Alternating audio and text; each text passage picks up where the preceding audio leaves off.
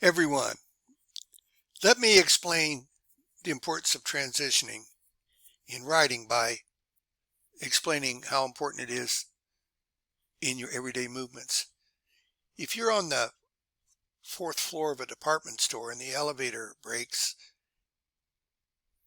you either can jump or find a rope and try to go down, and that's pretty dangerous.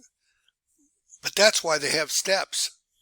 Steps, if you notice, they're gradual. You come down one at a time. You don't drop from, you don't slide down all the way to the bottom and tumble. When you write, you have to make your reader aware that you're changing topics or subtopics, or they're going to say, what's this all about? Who is this person? What are they talking about? If you're in a conversation with someone on the street and they're talking about one thing and suddenly switch to another thing and suddenly switch to another thing without any transitioning, you're going to think these people are idiots. So there you go. Now, if you'll check the document that I posted in the previous announcement about transitions, save that document because there's a ton of stuff you can keep on hand and use that are transitional words and phrases. Sometimes you'll need complete sentences to transition.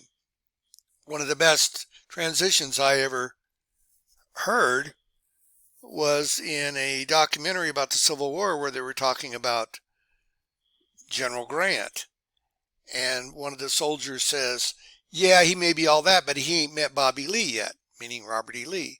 Well, that allowed them to go right in. The mention of Robert E. Lee in the mention of General Grant allowed them to go right into Robert E. Lee and say, Robert E. Lee was born at such and such and such and such. So you want to get good at writing, get good at transitioning. So study that document and think about it and start using it in your essays and all your writing.